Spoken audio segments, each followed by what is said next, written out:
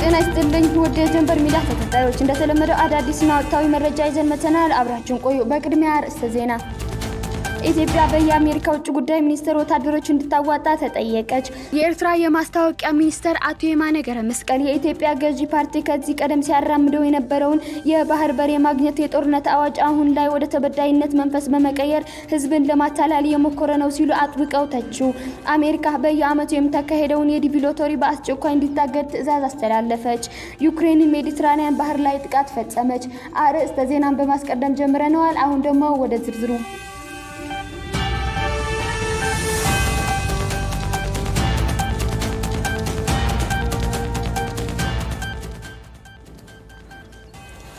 ኢትዮጵያ በየአሜሪካ ውጭ ጉዳይ ሚኒስትር ወታደሮች እንድታዋጣ መጠየቃቸው ተዘገበ። ዘ ታይምስ ኦፍ እስራኤል ዲፕሎማሲያዊ ምንጮችን ዋቢ አድርጎ ዛሬ ባወረበው ዘገባ የአሜሪካ ውጭ ጉዳይ ሚኒስትር ማርኮ ሩቢዮ ኢትዮጵያ ለጋዛ ዓለም አቀፍ የጸጥታ ኃይል ወታደሮችን እንድታዋጣ ጠይቋል ብሏል። ሁለት ስለ ጉዳይ የሚያውቁ ምዕራባውያን ዲፕሎማቶች እንደተናገሩት የጠቀሰው ዘገባው ሩቢዮ ይህን ጥያቄ ለጠቅላይ ሚኒስትር አብይ አህመድ ባለፈው ሳምንት ማቅረባቸው አስረድቷል።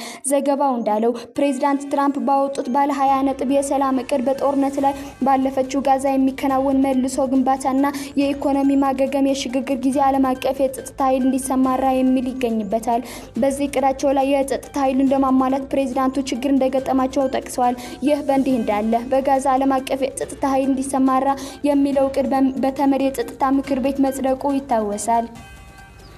ይህ ኃይል ከዚህ ቀደም እንደነበሩት ዓለም አቀፍ የሰላም አስከባሪ ኃይሎች ሳይሆን የተለያዩ የጸጥታ ኃይሎችን በአንድ እዝ በመተዳደር ዘመቻዎች እንዲከናወኑ የሚደረግ ነው። አጠቃላይ ዘመቻ የሚመራው ደግሞ የሰላም ቦርድ በሚል በሚመሰረት ቦርድ ሲሆን የቦርዱ ሊቀመንበር ፕሬዝዳንት ትራምፕ እንደሆኑ በእቅዱ ላይ ሰፍሮ ይገኛል። እቅዱ አሁንም በማነጋገር ላይ የሚገኝ ከመሆኑም በላይ በዚህ ኃይል ውስጥ ለማሰማራት ፍላጎት ያሳዩ አገራትም አነስተኛ መሆናቸው ዘገባዎችን ያስረዳሉ።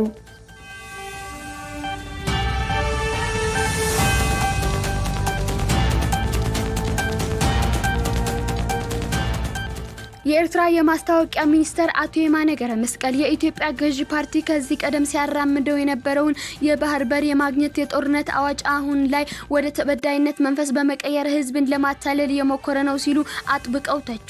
ሚኒስትሩ ሐሙስ ዕለት በኤክስ ገጻቸው ባሰፈሩ ጽሑፍ የኢትዮጵያ መንግስት ላለፉት 2 ዓመታት ሲያቀነቅን የነበረው የባህር በር በኃይል የማግኘትና የባህር ኃይል የመገንባት አጀንዳ ለጊዜው ድምጹን በማጥፋት ሚትሞድ በኤርትራ ላይ ሊከፍተው ያሰበውን የጥቃት ጦርነት እንደ ህጋዊ ራስን የመከላከል እርምጃ አስመስሎ ለማቅረብ እየሰራ ነው ብለዋል። አቶ የማነ ይህን ምላሽ የሰጡት የኢትዮጵያ ውጭ ጉዳይ ሚኒስትር በቅርቡ በአዲስ አበባ በተካሄደ የውጭ ግንኙነት መድረክ ላይ ኤርትራ በኢትዮጵያ ላይ የቆየ የማተራመስ ታሪክ አላት በሚል ለሰጡት ትንታኔ ነው። አቶ የማነ የውጭ ጉዳይ ሚኒስትሩን ንግግር አሰልችና እውነትን የሻረ ሲሉ አጥላልተውታል። ሚኒስትሩ በምላሻቸው የሚከተሉት ነጥቦችን አንስተዋል። አንደኛ፣ የታሪክ እይታ የኤርትራ የ30 ዓመታት የነጻነት ትግል የተቀሰቀሰው ኢትዮጵያ ፌዴሬሽን በማፍረስ ኤርትራን በኃይል በመጠቅለሏ ምክንያት መሆኑን ጠቅሰው የቀድሞዎች ሆነ የአሁኑ የኢትዮጵያ መንግስታት የሌላን መሬት የመመኘት ህመም ስላለባቸው ለግጭቱ ተጠያቂ ናቸው ብለዋል።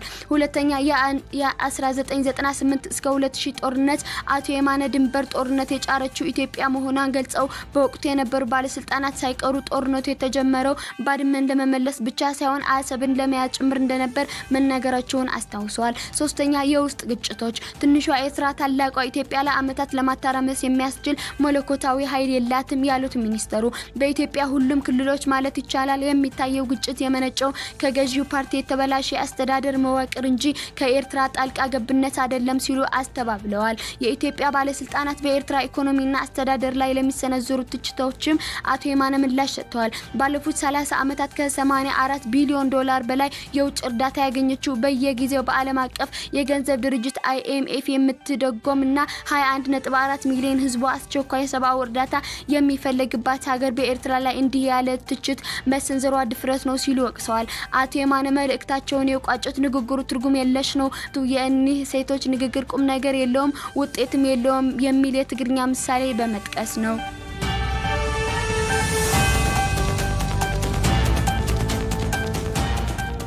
የአሜሪካ የሀገር ውስጥ ደህንነት ጸሐፊ ክሪስቲን ሌዲ ሎተሪ ፕሮግራም በአስቸኳይ እንዲታገድ ትዕዛዝ አስተላለፉ።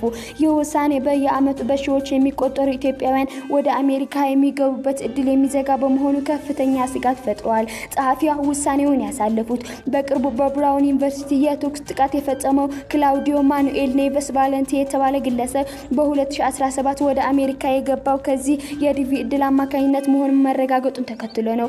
ክሪስቲን በይፋዊ የማህበራዊ ገጻቸው ላይ ባሰፈሩት መግለጫ ይህ አደገኛ ግለሰብ ወደ ሀገራችን እንዲገባ ሊፈቀድለት አይገባም ነበር ብለዋል።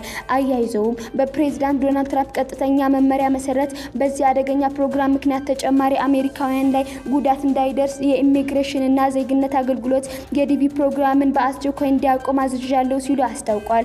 ትራምፕን በ2017 በኒውዮርክ በጭነት መኪና በተፈጸመውና 8 ሰዎች በገደለ የሽብር ጥቃት ወቅት ጥቃቱ አዳራሹ በዲቪ ፕሮግራም የገባ የአይኤስ አባል በመሆኑ ፕሮግራሙ እንዲሰረዝ ሲታገሉ እንደነበርም ጸሐፊዋ አስታውሰዋል። ይህ የዲቪ ፕሮግራም እገዳ በተለይ ኢትዮጵያውያን በእጅጉ ይጎዳል ተብሎ ይጠበቃል። አሜሪካ ለኢትዮጵያውያን በየዓመቱ ከፍተኛ ቁጥር ያለው የዲቪ ቪዛ የምትሰጥ ሲሆን በሺዎች የሚቆጠሩ ዜጎች ህይወታቸው ለመቀየር ይህን እድል በጉጉት ሲጠባበቁ ቆይተዋል። ውሳኔው በቅርቡ የዲቪ ሎተሪ አሸንፈው ቪዛ በመጠባበቅ ላይ ያሉትን እንዲሁም ለቀጣይ ዓመት ለማመልከት ያሰቡ በርካታ ኢትዮጵያውያን ተስፋ የሚያጨልም ክስተት ሆነዋል። እገዳሙ ለምን ያህል ጊዜ እንደሚቆይና ቀደም ብለው ያሸነፉትን እንዴት እንደሚያስተናግድ ገና ዝርዝር መረጃ አልወጣም።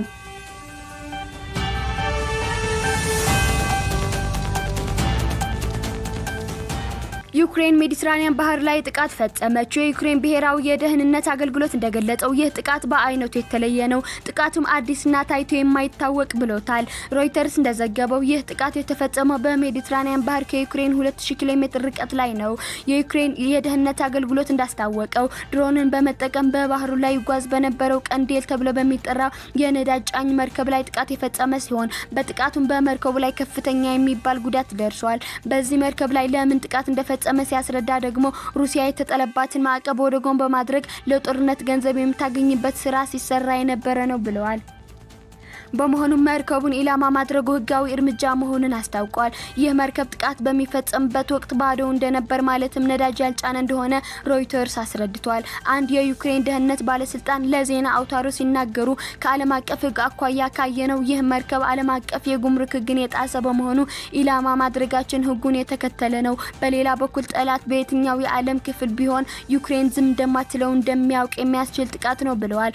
ባለስልጣኑ እንዳሉት መርከቡ የተመታበት ቦታ የማንም ሀገር የውሃ ክልል ያልሆነ ነፃ ግዛት ነው።